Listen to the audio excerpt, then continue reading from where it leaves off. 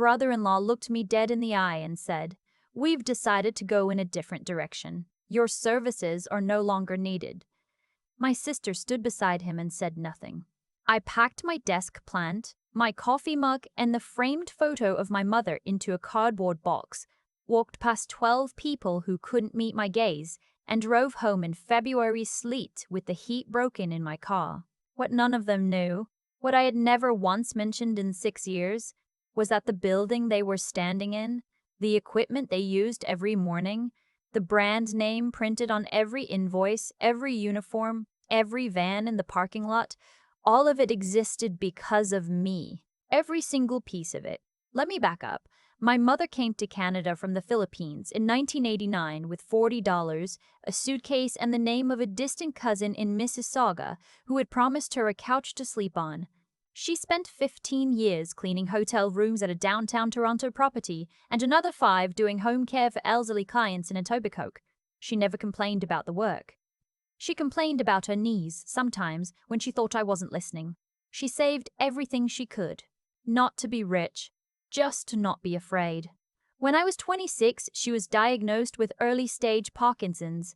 Nothing catastrophic yet, the neurologist said. But the future was written on the wall in handwriting we both recognized.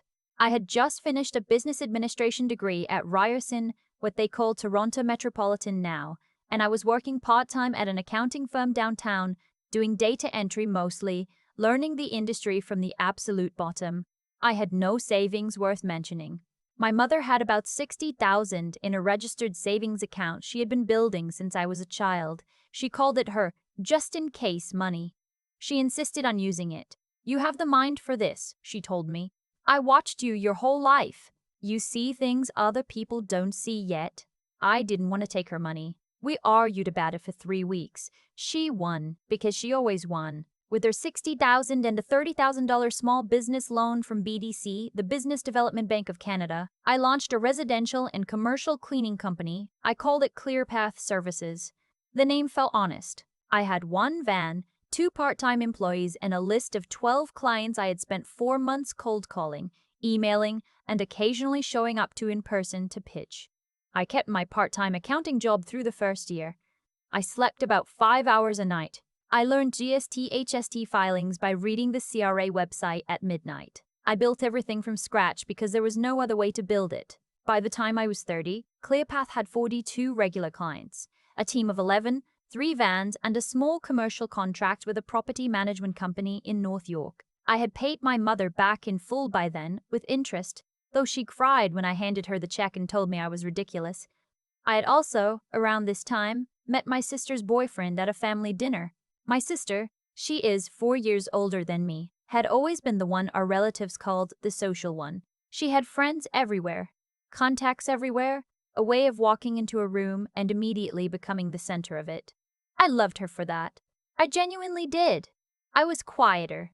I was the one who stayed late, who read the fine print, who worried.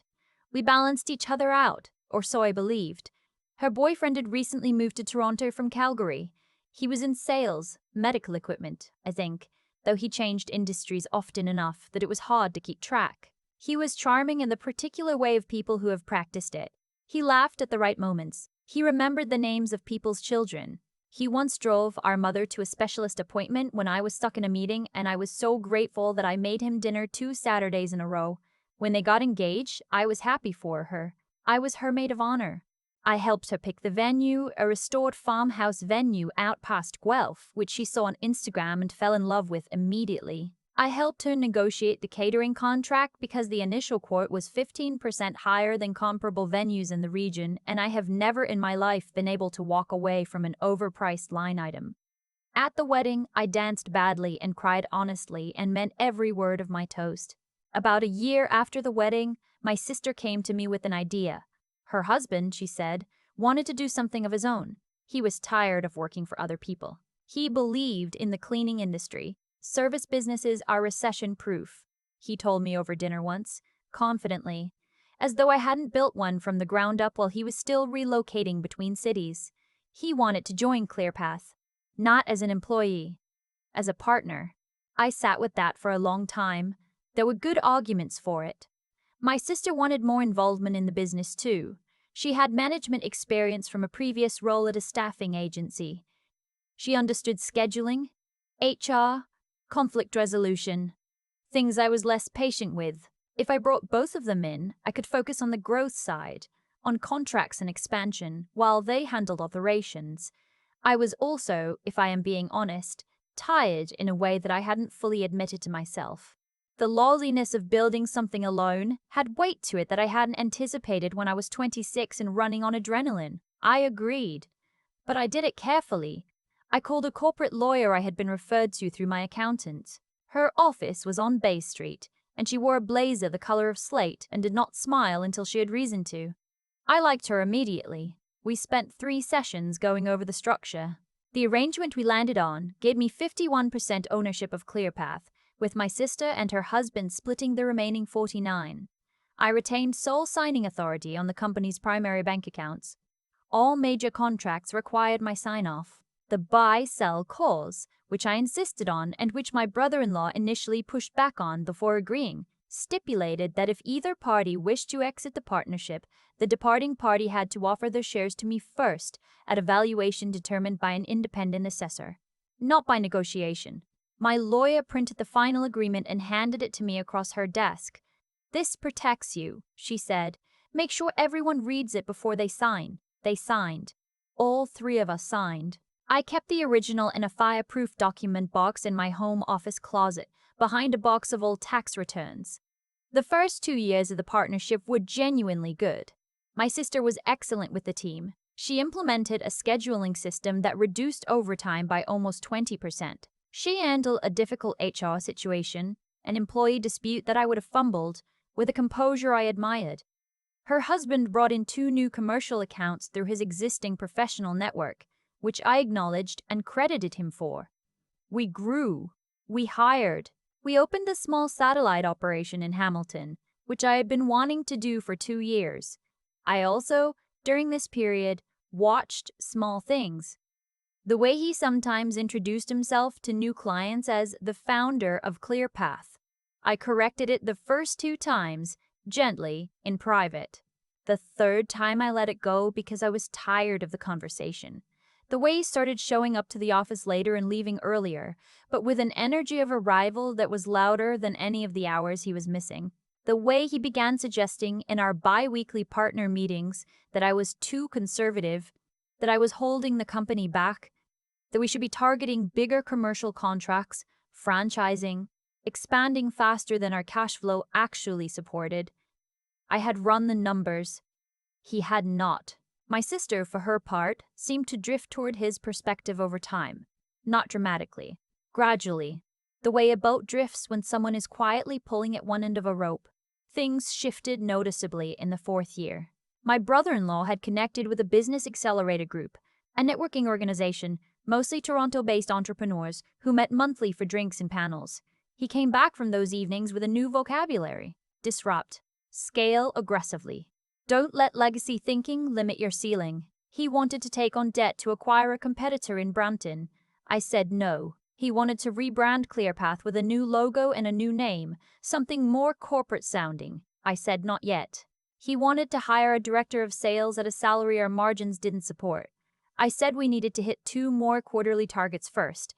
He started calling me rigid, not to my face at first. I heard it through one of our senior employees, a woman who had been with me since year 2, who told me she thought I should know what was being said in conversations she was not supposed to be part of.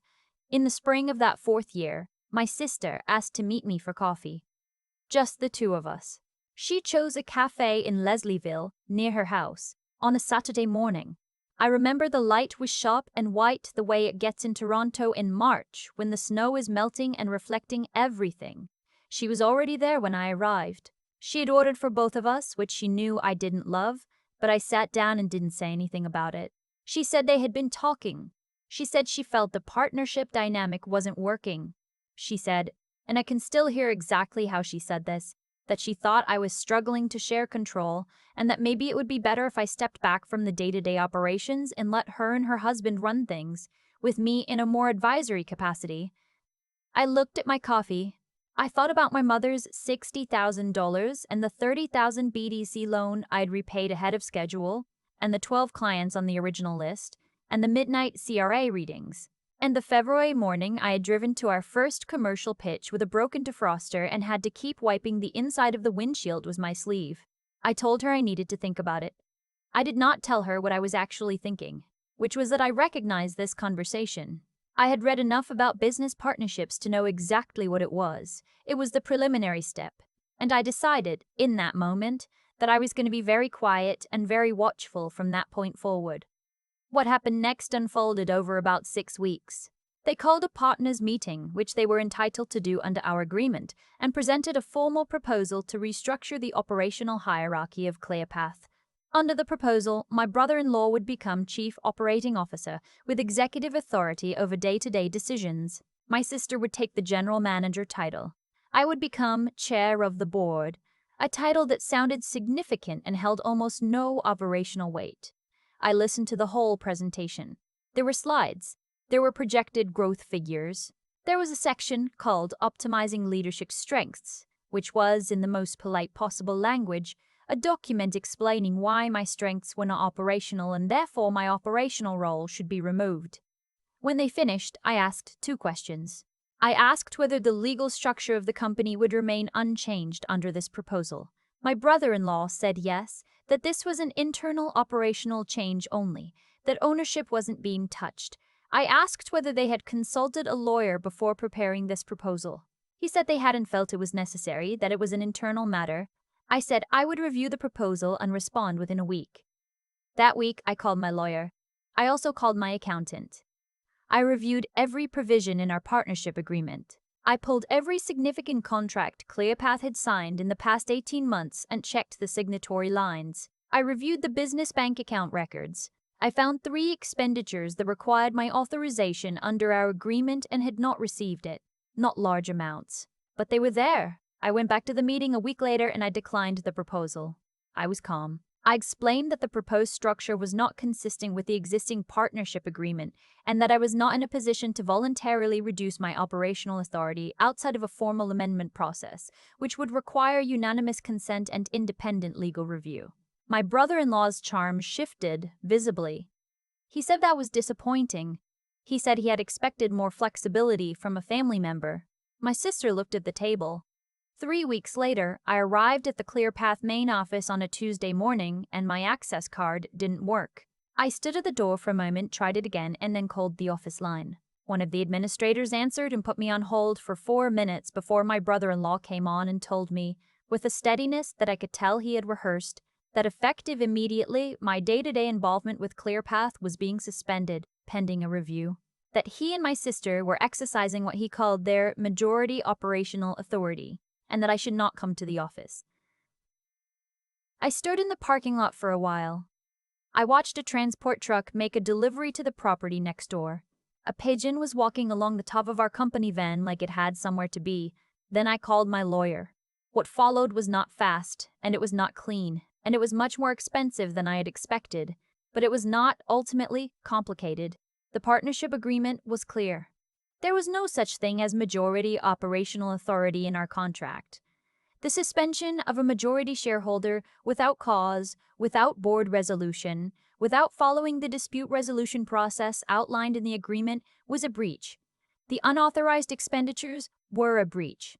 The lockout, which is what a lawyer would call what had happened to me in that parking lot, was a breach. My lawyer sent a formal notice within 48 hours. It cited the specific clauses. It requested immediate restoration of my access and operational authority. It noted that if the breaches were not remedied within 10 business days, we would be seeking an injunction. My brother-in-law, I was told later, called his own lawyer the same day. His lawyer apparently told him something he had not wanted to hear about the strength of their position. The restoration of my access came on day 8. The partners' meeting that followed was, by all external appearances, professional. My lawyer attended by phone. Their lawyer attended in person. My sister sat at the far end of the table and said very little. My brother-in-law had, somewhere between the parking lot and that boardroom, replaced his confidence with a careful politeness that I found almost more exhausting than the hostility. The agreement we reached was not a full victory in the emotional sense of that word, but it was clear. The restructuring proposal was formally withdrawn, the unauthorized expenditures were repaid to the company account. An amendment to the partnership agreement was drafted that added explicit language around what constituted operational decisions requiring majority plus founder consent, a category that now had a formal name. And my brother-in-law's title was changed to operations manager, which was what he actually was. My sister came to my apartment 2 weeks after the meeting. She brought samosas from a place on Gerrard Street that we had loved since we were teenagers, and she sat at my kitchen table and didn't say anything for a while, which was unusual for her. Then she said, "I didn't know he was going to change the access card." I believed her. I don't know if that was the right thing to do, but I believed her. I told her that the partnership could continue if she wanted it to, that I didn't want to spend the rest of my working life hostile to my own sister over a business dispute, that I had not built ClearPath to win a fight. I had built it because our mother had handed me $60,000 from 15 years of hotel rooms, and I had made a promise to myself about what that money deserved to become. She cried a little. I did not. I had already done my crying privately in the weeks when I wasn't sure how it was going to land. My brother-in-law left the partnership 8 months later. He invoked the buy-sell clause himself, which I had always thought he'd eventually do.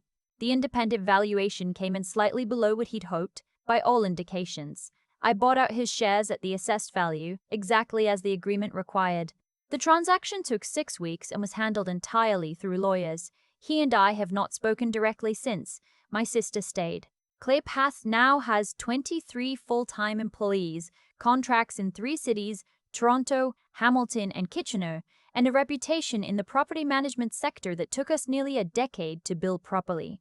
My mother, whose Parkinson's has progressed slowly and in ways the neurologist calls encouraging for her age, has a framed copy of our first commercial contract on the wall of her room in the assisted living residence in Scarborough, where she has been for the past 2 years. She points it out to other residents sometimes. I have been told this by 3 separate staff members who find it endearing. I am not telling this story because I think I handled everything perfectly. I made mistakes in those 4 years. I let things drift when I should have addressed them directly. I trusted the warmth of family dinners when I should have been paying attention to patterns. I was sometimes too accommodating out of a desire to keep the peace that cost me more in the long run than any confrontation would have. But I kept the documentation. I kept the original agreement in that fireproof box. I kept my lawyer's number in my phone and I used it when I needed to, even when it felt like an escalation I hadn't wanted to reach. And when I was standing in that parking lot in October, access card in my hand, I did not panic. I did not cry. I did not send an emotional message to my sister. I stood there until the transport truck finished its delivery and then I made the call. That is the thing they didn't know when they changed the lock. They thought that because I had built the company quietly, I would also lose it quietly. They thought that the person who stayed late and read the fine print was the same person who would fold when pushed. I am my mother's daughter. We don't fold, we plan. There's a moment I keep coming back to, standing in that parking lot in October, access card in my hand, watching a pigeon walk across the top of one of my own company vans like it had somewhere important to be.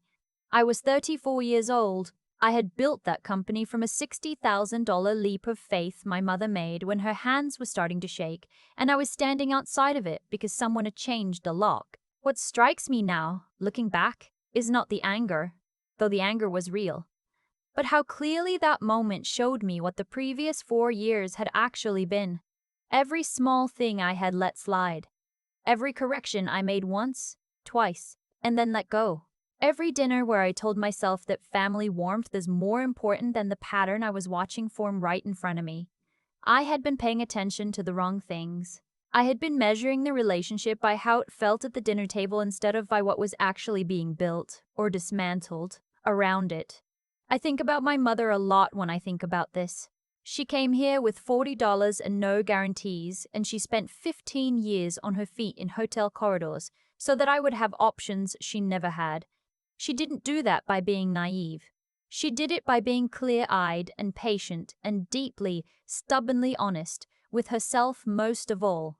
She knew what she was doing and why she was doing it. She didn't dress it up. That kind of honesty, The kind that looks at your own mistakes without flinching is something I had to learn the hard way. I had convinced myself that keeping the peace was a form of generosity. It wasn't. It was a way of avoiding a discomfort I didn't want to sit with, and that avoidance cost me more than any confrontation would have.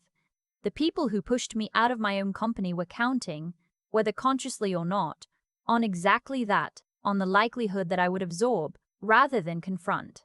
They had watched me do it for years. What stopped them was not luck. It was a document in a fireproof box, a lawyer I had called when I didn't yet know I would need her, and a buy-sell clause that my brother-in-law had pushed back on signing and then signed anyway. Every one of those things existed because at some earlier point I had been willing to do the careful, unglamorous work of thinking 3 steps ahead, not out of suspicion, out of respect, for what the company was, for what my mother's investment had meant, for what it takes to build something that lasts. I don't think there is a formula for protecting yourself from betrayal by people you love. But I do think that the version of me who survived that parking lot was built long before October. She was built in the midnight hours, reading tax regulations and partnership law and cash flow projections that no one else in the room understood as well as she did. She was built by choosing over and over again to know things thoroughly rather than approximately. That's not a dramatic kind of strength. It doesn't look like much from the outside, but it is the only kind that held when everything else was being tested. My sister is still my sister. My mother still points at that framed contract on her wall. ClearPath is still running, still growing, still built on the foundation that was always mine to begin with. I am still my mother's daughter. We don't fold. We plan.